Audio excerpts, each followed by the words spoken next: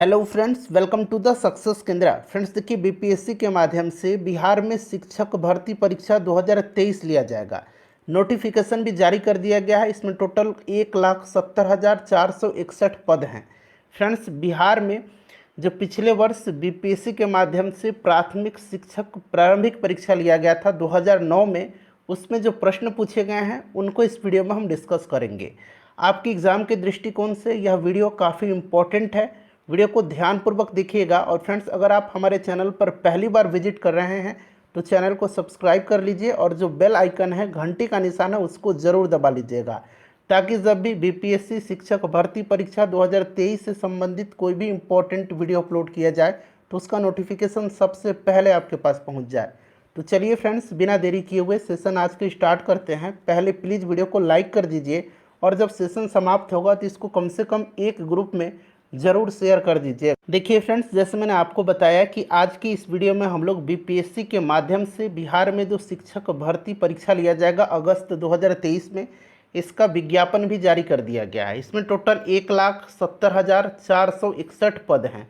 और आज इस वीडियो में हम लोग बिहार में जो प्राथमिक शिक्षक प्रारंभिक परीक्षा 2009 लिया गया था बीपीएससी के माध्यम से, उसमें जो प्रश्न पूछे गए हैं उनको इस वीडियो में हम कवर करेंगे।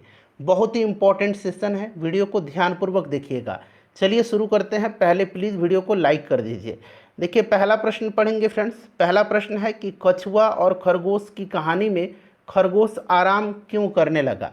देखिए, पहले क्या होता था, हिंदी, साइंस, जीके में हिस्ट्री, पॉलिटी, ज्योग्राफी, बिहार से भी संबंधित प्रश्न और टीचिंग एप्टीट्यूड सभी एक ही में होते थे। 100 प्रश्न पूछा जाता था। लेकिन इस बार जो है सिलेबस में थोड़ा सा चेंजिंग किया गया है।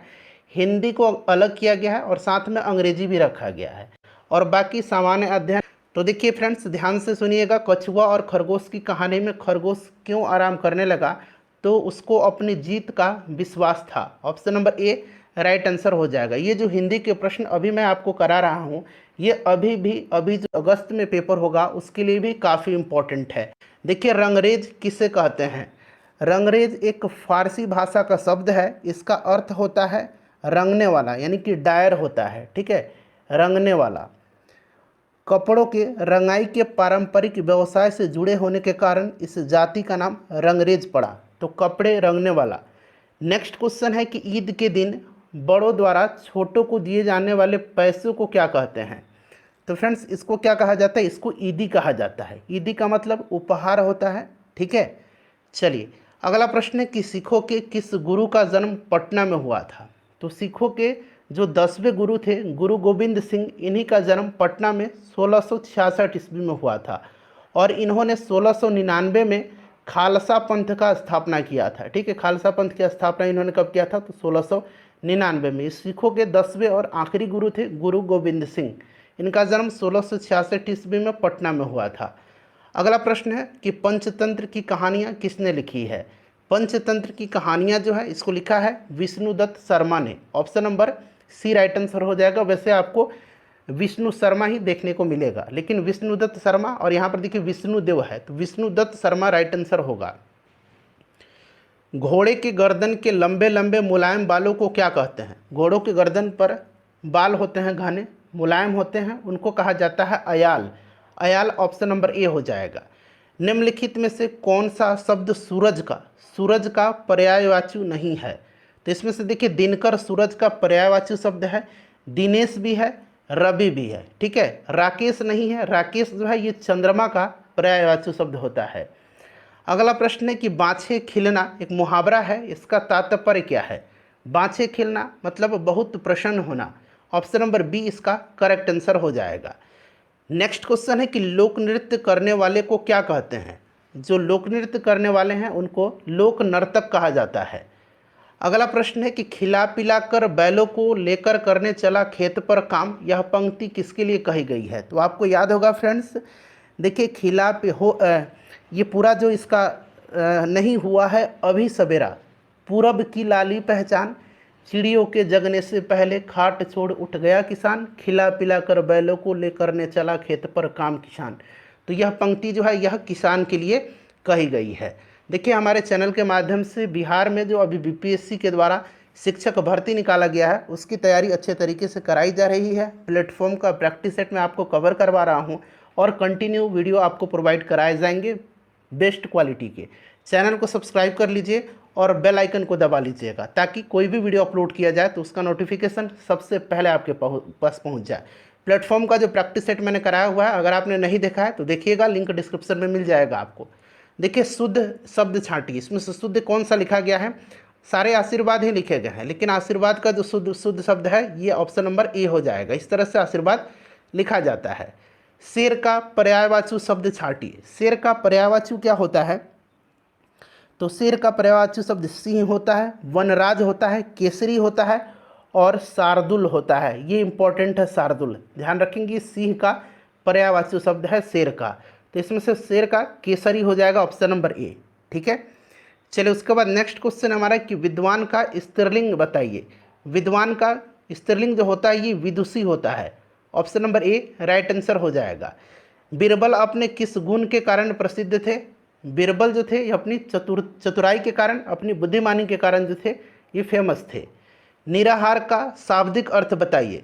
निराहार का जो बिना भोजन के हो, यानी कुछ खाया पिया ना हो, तो राइट आंसर इसका भूखा हो जाएगा। नेक्स्ट क्वेश्चन है कि मीनू एक अच्छी लड़की है। इसमें अच्छी जो है ये क्या है? तो ये मीनू की विशेषता बता रहा है, यानी कि ये विशेषण है। ठीक है, ऑप्शन नंबर बी हो जाएगा। उसके बाद देखिए, कर्ता किसे कहते हैं? कर्ता उसको कहते हैं जो काम करने वाला है, यानी कि काम करने वाले को कर्ता कहा जाता है।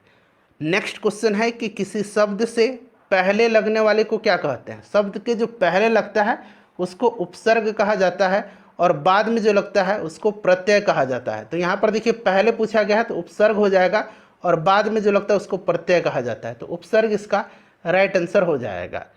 नेक्स्ट क्वेश्चन है कि जगत शब्द का संसार के अतिरिक्त और कौन सा अर्थ है? तो जगत मतलब एक संसार होता है और जगत का मतलब एक कुएं का चौराहा होता है। ठीक है, चबूतरा कहिए, तो यहाँ कुएं की मेड़ दिया गया है, तो ऑप्शन नंबर सी इसका राइट आंसर हो जाएगा। कौन सा शब्द समूह इसमें से स्त्रीलिंग नहीं है? देखिए, प्रतिभा, जंजीर ये स्त्रीलिंग है। रोटी, जलेबी ये भी स्त्रीलिंग है। यहाँ पर देखिए, लोटा जो है ये पुल्लिंग होता है, तो ऑप्शन नंबर बी जो है ये स्त्रीलिंग समूह नहीं है इसमें। ठीक है, चलिए उसके बाद देखिएगा कि कौवे ने पानी पीने के लिए घड़े में क्या डाला?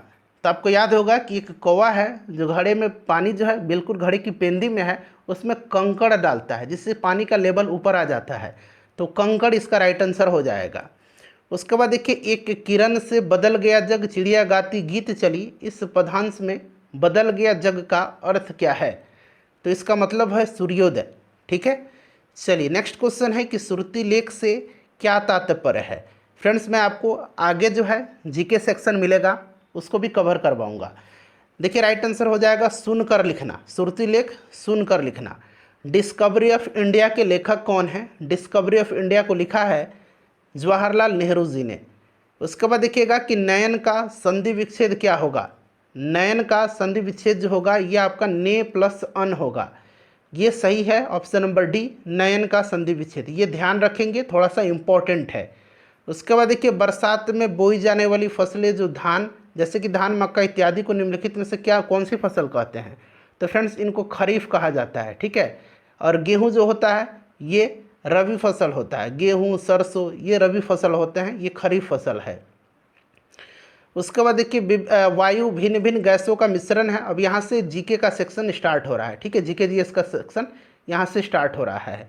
वायु भिन्न भिन्न गैसों का मिश्रण है, निम्नलिखित में से कौन सी गैस किसी वस्तु को जलाने में सहायक होती है? तो जलाने में सहायक होती है ऑक्सीजन। ठीक है, ध्यान रखेंगे, ऑक्सीजन जो होती है ये जलाने में सहायक होती है। पृथ्वी किस दिशा से किस दिशा की ओर घूमती है? किस दिशा से? तो यह पश्चिम से किस दिशा की ओर? तो पूरब की ओर घूमती है, यानी कि पश्चिम से पूरब की ओर घूमती है। पृथ्वी अपने अक्ष पर पश्चिम से पूरब की ओर घूमती है, जिसे पृथ्वी की दैनिक गति कहते हैं। ठीक है, तो पश्चिम से पूरब की ओर।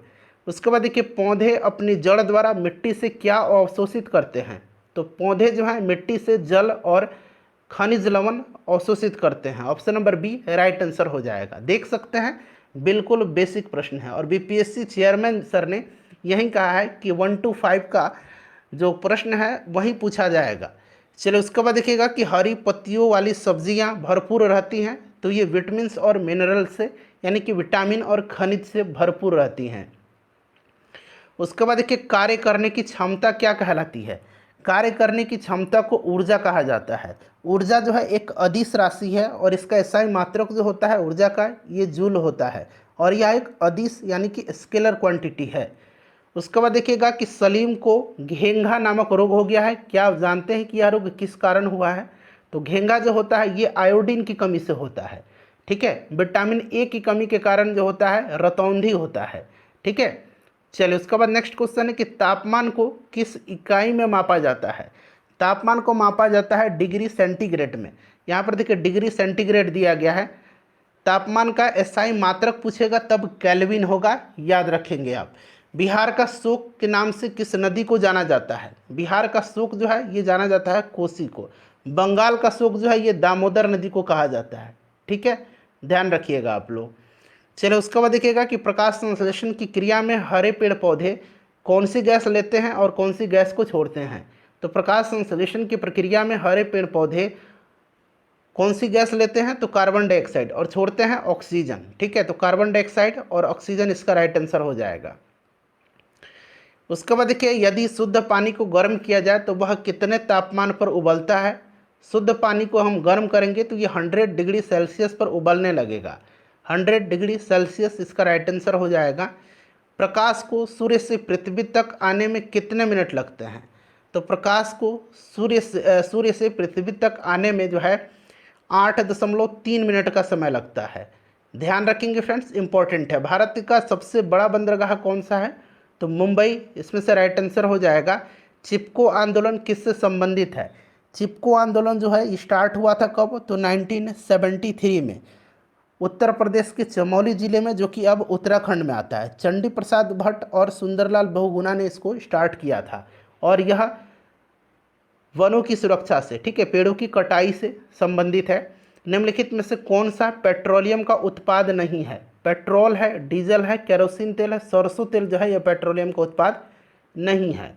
भारत का मानक समय किस देशांतर से तय किया जाता है? तो देखिए भारत का जो मानक समय है यह 82.5 डिग्री पूर्वी देशांतर, जो कि इलाहाबाद के निकट मिर्ज़ापुर से होकर के गुजरती है, इसी को माना गया है।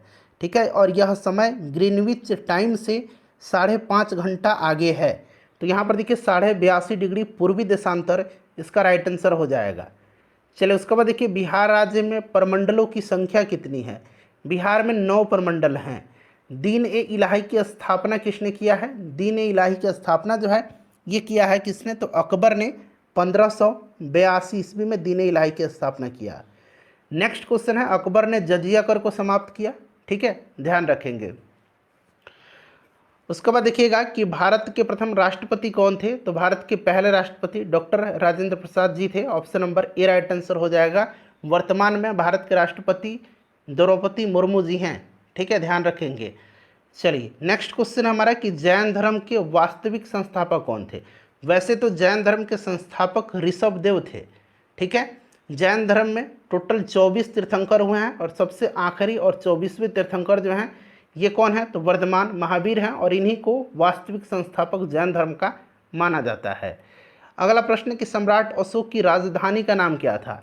सम्राट अशोक जो थे ये संबंधित किस राजवंश से हैं? तो यह मौर्य वंश से हैं। ठीक है, बिंदुसार के पुत्र हैं अशोक और इनकी राजधानी पाटलिपुत्र थी। भारत का राष्ट्रीय पशु कौन सा है? तो राष्ट्रीय पशु जो है ये बाघ है भारत का। राष्ट्रीय पक्षी मोर है। राष्ट्रीय पुष्प कमल है। ठीक है, चलिए उसके बाद देखिएगा कि बिहार राज्य में गंगा नदी पर सबसे लंबा सड़क सेतु कौन सा है? तो ये महात्मा गांधी सेतु है पटना में। उसके बाद देखिएगा कि बिहार राज्य में कितने ज़िले हैं? बिहार राज्य में जो है 38 ज़िले हैं और सबसे जो नया और 38वां ज़िला जो है यह कौन सा है? आप नाम कमेंट करके मुझे बताएंगे। चलिए उसके बाद देखिएगा कि कलिंग युद्ध से संबंधित निम्नलिखित में से कौन है? कलिंग युद्ध से संबंधित अशोक है। अशोक ने अपने राज्याभिषेक के 8वें वर्ष लगभग 261 ईसा पूर्व में जो है कलिंग पर आक्रमण किया था और उस समय कलिंग की राजधानी जो थी ये तोसली थी। ठीक है, इसको भी ध्यान रखेंगे आप। चलो उसके बाद देखिएगा कि 15 में 1 का स्थानीय मान क्या है। 15 में 1 का स्थानीय मान, तो इकाई और दहाई, तो स्थानीय मान 1 का पूछा जा रहा है, तो राइट आंसर इसका 10 हो जाएगा। ठीक है, चलिए उसके बाद देखिएगा कि 17 में दहाई है, तो 17 में क्या है, दहाई है 1। ठीक है, 7 इकाई स्थान पर है और 1 दहाई स्थान पर है, तो दहाई पर 1 है। उसके बाद देखिए निम्नलिखित में से 3 का गुणज कौन सा है, तो 3 का गुणज कौन कौन सा होगा, तो 3 होगा एक तो खुद, उसके बाद 6 होगा, उसके बाद 9 होगा, फिर 12 होगा, इसी तरह से ये आगे बढ़ेगा। तो यहाँ पर देखिए 9 दिया गया है। नेक्स्ट क्वेश्चन है कि 0 1 3 4, यहाँ पर देखिए 0 भी है, 1 2 3 4 से मिल करके, मतलब इनका उपयोग करके 5 अंकों की सबसे छोटी संख्या कौन सी होगी। तो इसमें से जो सबसे छोटी संख्या होगी ये ऑप्शन नंबर सी हो जाएगा। देख लीजिए इन्हीं अंकों का इस्तेमाल यहाँ पर किया गया है, 2 3 4 2 3 4 1 0, तो ये सबसे छोटी संख्या इसमें से।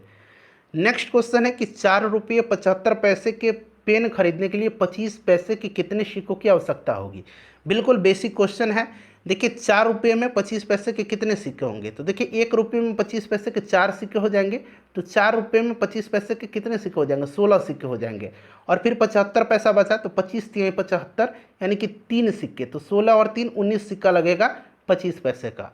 उसके बाद देखिए 4 किलोग्राम 50 ग्राम में कितने ग्राम होते हैं, 4 किलोग्राम 50 ग्राम में, तो आपको पता है कि 1 किलोग्राम में कितना होता है, 1000 ग्राम होता है, 1000 ग्राम होता है। तो यानी कि ये तो 4000 ग्राम हो गया और ये 50 ग्राम, यानी कि 4050 ग्राम इसका राइट आंसर हो जाएगा। ठीक है, उसके बाद देखिए 3 लीटर दूध के लिए 200 मिलीलीटर वाले मापों को कितनी बार पूरा पूरा भरना होगा। अब देखिए 200 मिलीलीटर का एक कोई भी पैमाना है, मतलब बर्तन है, और 3 लीटर दूध लेना है। तो आपको पता है कि 1000 ml में कितना होता है, तो 1 लीटर होता है, यानी कि ये 200 ml का है, तो 1 लीटर लेने के लिए आपको कितना बार इसको भरना पड़ेगा, तो 5 बार। तो 3 लीटर के लिए कितना बार भरना पड़ेगा, तो 15 बार। तो यहाँ पर देखिए 15 ऑप्शन नंबर बी में दिया गया है। एक रेलगाड़ी दिल्ली से शाम 5:10 पर छूट करके अगले दिन सुबह 6:45 पर पटना पहुँचती है, तो इस यात्रा में कुल कितना समय लगेगा। अब देखिए 5:10 से सुबह 6:10 तक निकाल लीजिए, तो यह 13 घंटा हो गया। क्लियर है, 6:10 पर, और यहाँ पर 45 है, तो 10 और 35 जोड़ देंगे तो 45 मिनट हो जाएगा, तो यानी कि 13 घंटा 35 मिनट इसका राइट आंसर हो जाएगा। उसके बाद देखिए सबसे छोटी भिन्न इसमें से कौन सी है, तो यहाँ पर देखेंगे हम काट करके इसको देख सकते हैं सॉल्व करके। तो यहाँ पर देखिए 11 एकम 11 हो जाएगा, और फिर बचेगा कितना, तो 10 बचेगा, तो यानी कि 11 9 99 1.9 हो रहा है। इसमें देखिए 7 तिरका 21, फिर देखिए 5 चौका 20, और फिर यहाँ पर देखिए 5 चौका 20, और ये फिर 5 दूना 10 हो जाएगा। यहाँ पर देखिए 13 एकम 13 हो जाएगा, और बचा कितना, 8 बचा, तो डेसिमल लेंगे तो 13 छक्के 78 होगा फिर। ठीक है, तो सबसे छोटा जो है 1.6 आ रहा है, यानी कि 21/13 इसका राइट आंसर हो जाएगा। उसके बाद देखिएगा कि 42/56 का सरलतम रूप क्या है, 42/56 का, तो इसमें से देखिएगा तो ये 3/4 हो जाएगा। काट के देख लीजिएगा। सबसे पहले हम बात करें 2 से, 2 दूना 4 2 एकम 2, 2 दूना 4 2 8 16। अब देखिए अब ये 7 तिरका 21 आ जाएगा, और 7 चौका 28 हो जाएगा, 3/4 हो जाएगा। 3/4 का प्रतिशत रूप क्या है, तो 3/4 का प्रतिशत पूछ रहा है, तो 25 चौके 100 होता है, और 25 तिहाई 75% हो जाएगा। दो का यहाँ पर देखिए पावर 5 दिया गया है, इसमें घातांक पूछ रहा है, तो ये 5 ही तो है। 1296 वर्गमूल किसका है, तो 1296 जो 36 का वर्गमूल है, करके देख सकते हैं यहाँ पर। 6 छक्के 36, 100 तिरका 18, फिर देखिए 6 तिरका 18, और 3 तिहाई 9 1 10। अब यहाँ पर जोड़ दीजिएगा तो 6, उसके बाद देखिए 6 तिरका 18 यहाँ हो जाएगा। ठीक है, 3 तिहाई 9 1 10, 6 छक्के 36 और 6 तिरका 18, 3 21 होगा ऊपर, सर ऊपर 21 होगा। तब देखिए 8 1 9 हो जाएगा। ठीक है, 2 हो जाएगा और 1 हो जाएगा, तो 1296 36 का है। 90 डिग्री के कोण को कहते हैं, तो इसको समकोण कहा जाता है। उसके बाद देखिए त्रिभुज के तीनों कोणों का योग होता है, तो त्रिभुज के तीनों कोण का योगफल 180 डिग्री होता है। अच्छा, चतुर्भुज के चारों कोणों का योग कितना होता है, ये आप जरा मुझे कमेंट करके अभी बताइए। चलो उसके बाद देखिए वर्ग की परिमिति का फॉर्मूला, तो ये 4 × भुजा होता है, और इसका अगर वर्ग का क्षेत्रफल पूछेगा तो भुजा स्क्वायर होता है। ठीक है, भुजा स्क्वायर होता है। चलिए आयत का क्षेत्रफल, तो लंबाई गुना चौड़ाई होता है। आयत का परिमाप 2 × लंबाई गुना चौड़ाई होता है, ये भी ध्यान रखेंगे। चलिए, एक वृत्त की त्रिज्या 7 सेंटीमीटर है, उसकी परिधि क्या होगी? वृत्त की परिधि का फॉर्मूला 2πr होता है, ठीक है, और पाई आर स्क्वायर वृत्त के क्षेत्रफल का फॉर्मूला होता है। तो यहाँ परिधि पूछा गया तो 2 पाई का मान 22/7 होता है, मैं बता भी देता हूँ, और आर का 7 दिया गया, तो 7 से 7 कैंसिल हो गया, 12 दूना 44 परिधि हो जाएगा, 44 सेंटीमीटर। उसके बाद देखिएगा कि वर्ग की एक भुजा 5 सेंटीमीटर है, तो उसका क्षेत्रफल, तो अभी मैंने बताया था ना भुजा स्क्वायर, तो भुजा स्क्वायर कर दीजिए, यानी कि 5 के स्क्वायर कर दीजिए, तो ये 25 वर्ग सेंटीमीटर हो जाएगा। पाई का मान कितना होता है? अभी मैंने बताया आपको थोड़ी देर पहले कि 22/7 पाई का मान होता है। अब यहाँ से देखिए क्या स्टार्ट हो रहा है, टू टीचिंग एप्टीट्यूड वाला प्रश्न स्टार्ट हो रहा है 100 तक में। यहाँ पर आप देख सकते हैं एक अनुत्तीर्ण छात्र के प्रति आपका व्यवहार होना चाहिए, तो उसको अभिप्रेरित करने वाला, ठीक है। चलिए अब आते हैं 100 पर सीधे, मैं दिखा देता हूँ। देखिए 100 नंबर क्वेश्चन है, भारतीय संविधान के किस अनुच्छेद में शिक्षा को मौलिक अधिकार बताया गया है? तो यह अनुच्छेद 21A में बताया गया, 21 और राइट आंसर हो जाएगा। वीडियो को लाइक कर दीजिए, सारा प्रीवियस ईयर प्रश्न मैं आपको कवर करवा दूँगा।